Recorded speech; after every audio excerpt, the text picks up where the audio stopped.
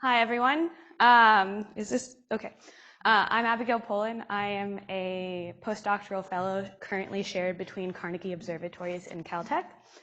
And I purposely left myself a pretty vague title here, The Explosive Deaths of White Dwarfs. But Sam just did a really awesome job talking about the more typical 1As, so I thought today I'd talk to you about the weird ones. So I really liked this way of looking at things from this morning, so I very quickly stole this slide of breaking down these white dwarf 1A pathways into kind of separate questions. Of one question is, what is the companion?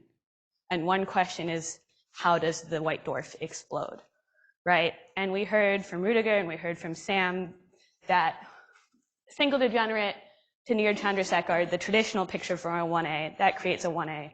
And we just had a great talk for these thin helium shell double detonations that come from double degenerate systems to a sub-Chandrasekhar white dwarf, also create 1As.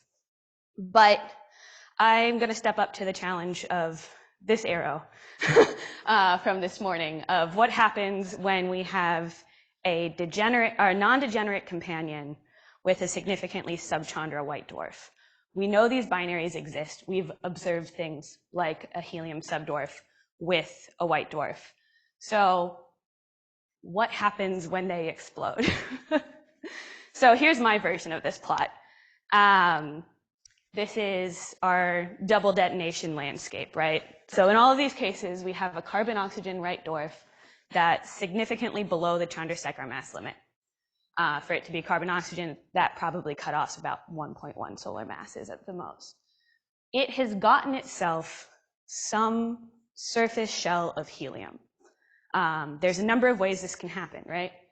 We can have a non-degenerate companion, like a helium subdwarf, in which case this accretion process will result in a very thick shell of helium on the surface of this sub-Chandra white dwarf, right? We can also have an accretion process from a degenerate companion, which will result in less helium on the surface of the sub-Chandra white dwarf. Or we just heard about this case, the dynamically driven double detonation, which happens during a merger, right? So there's almost no helium on the surface of the white dwarf. But in all of these cases, we need this surface helium to ignite. When this surface helium ignites, it sends a shock front around the helium shell as it burns. It sends a shock wave into the core of the carbon-oxygen white dwarf. When that shock front converges, it detonates the carbon-oxygen and results in a thermonuclear runaway. So we just saw great simulations of this. I'm going to show you another one. We have temperature on the left, density on the right. And again, this is the case of a very large helium cell, so you can see what's going on. But we're going to ignite it at the pole and burn around. And it's easiest to watch the temperature over here. You can see this inward converging shock front. That shock front will eventually converge, compress the carbon-oxygen core, thermonuclear runaway. And we can go on, continue on to a homologous expansion. So we heard just now the case where if there's not that much helium on the surface of the white dwarf, these can make 1As. That's pretty demonstrated at this point. But in the case where we have a lot of helium on the surface of the white dwarf, some weird things can happen. So I'm going to show you the same simulation with density here and the products that are being made during burning, radioactive material, some of radioactive elements here, and intermediate mass elements. So when we burn this helium shell, if there's a lot of helium here, this has been the historic problem with the double detonations, of we're creating heavy and radioactive material on the outside of the ejecta that will have observational properties associated with them that we don't see with 1As.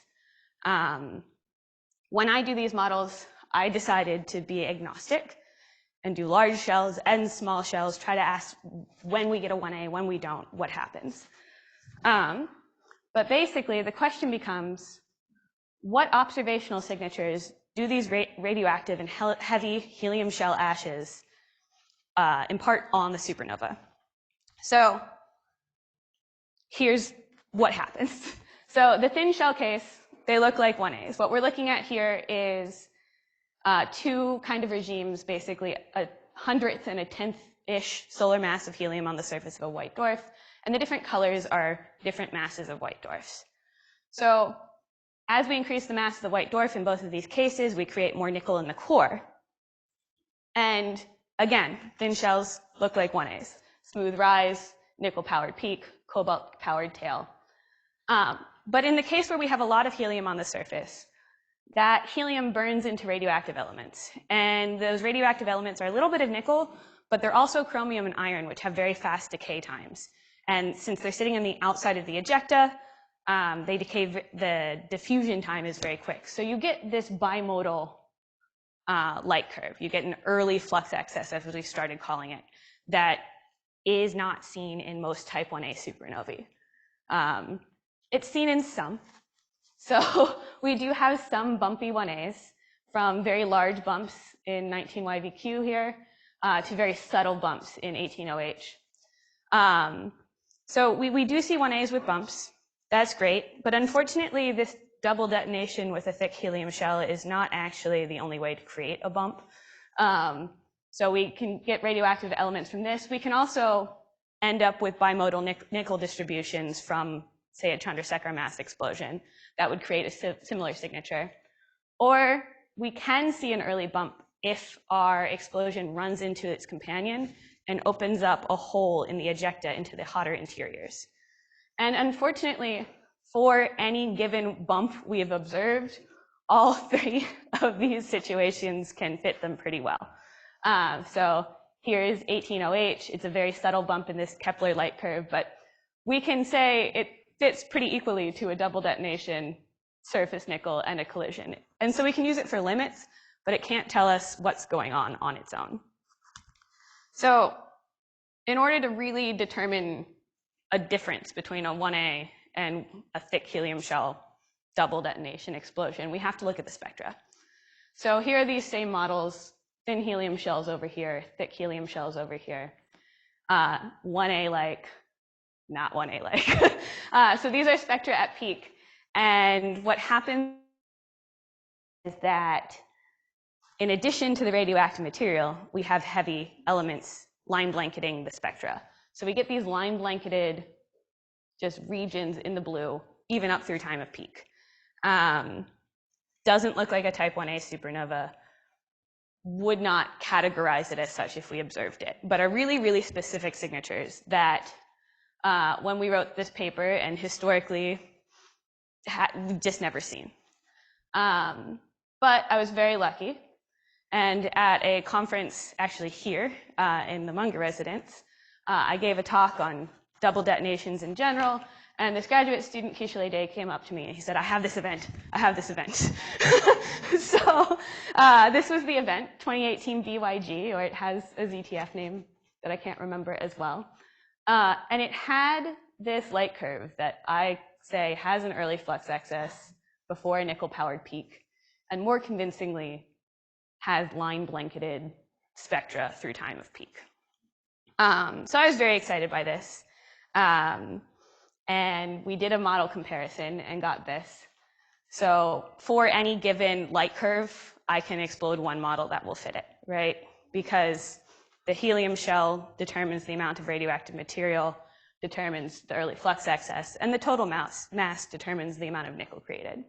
So this was our match, and we were thrilled. It was a 0.76 solar mass white dwarf, so significantly subchandra, with a huge helium shell, 0.15 solar masses.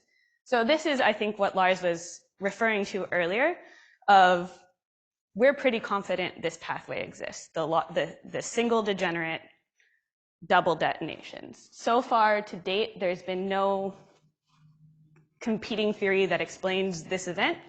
And I would call it the strongest evidence we have that the double detonation mechanism can explode a white dwarf. So it's really good for 1As too, right? Because we know these binaries exist.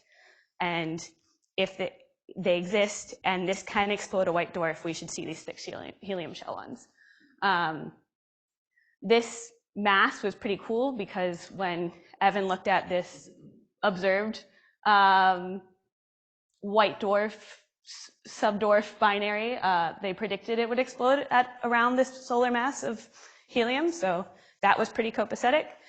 And since then, we've discovered approximately, I'm going to say, 6 to 10 more of these candidates. So this pathway does definitely explode white dwarfs. And I think it leads more credence to when people like me and Sam and Ken model these as type 1a supernovae, because we've now shown that this wraparound compression happens, right? I have very little time left because I'm speaking slowly, but one more thing we can look for both the thick helium shell case and the thin helium shell case arises in the nebular phase. So here we have kind of the nebular sample of thermonuclear 1A-like explosions. These are observed ones from the superluminous 91Ts to the subluminous 91BGs and a normal 1A 11Fe here. And here's what it looks like when we take subchandra by total mass. The shell does not have any features at this point. But we see a kind of a similar thing happen in these emission lines. We see iron growing narrower, but we also see this rise of calcium emission from the subchandra pathway. That is not in all type 1a supernovae, but is definitely in some. So in the cases where we're trying to determine, does a normal 1a come from a double detonation or a near chandra, I think this is something we should look at, these calcium emission features, to try to determine it. And in the two cases where we had strong evidence of a thick helium shell double detonation, that we were able to follow the event into the nebular phase, we did see strong calcium. And I am out of time here, but I will just take a moment to point out 16H and K here, not a type 1a supernova.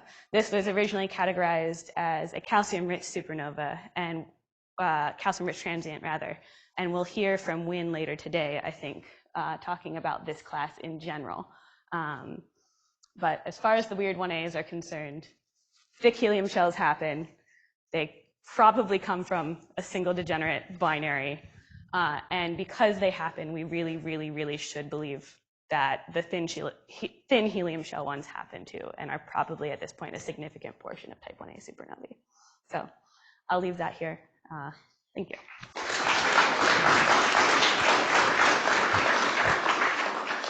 Thanks, Abigail. Perfect timing. Questions? Okay, go ahead. Just a quick question, and maybe you said it and I just missed it. But what rate are we estimating now for these like thick helium shells as a percentage of the 1A rate? Small. Published, we have 6 over all time, including 1 or 2 archival ones. So very low compared to 1As, but much higher than we were trying to estimate when we only had 1. But at this point, I think we're discovering something between 1 to 4 per year, as opposed to 1As, we discover like 1 to 4 per week. So I'll just comment on that note. So yeah, so I had predicted some of these systems to exist, and I kind of never really believed that they could make 1As, but it's really interesting to see that you're actually finding them in the data. I think my predictions were overestimating the number of what we think, but yeah, it's exciting nonetheless. So it's also hard to say because they can be pretty faint, right? And then there's an observing bias. So I would love if somebody did that problem rigorously. Hi, Abby. Hi. Very clear talk. This is Chris Nee. I just have some quick questions. First, for the thick helium shell detonation, why doesn't the helium shell explode at a thinner mass like earlier, like the thin shell cases? That's a great question. It's all about the mass transfer rate and when you generate that hotspot.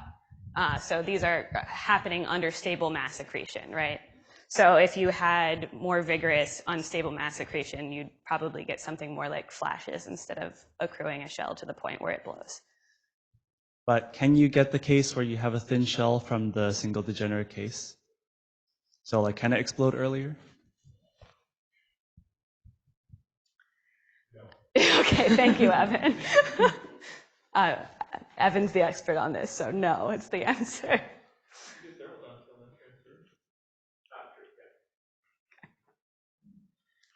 Was there someone on that side?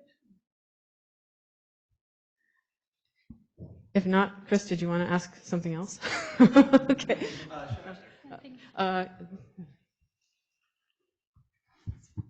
Yeah, I guess just to kind of follow up that question,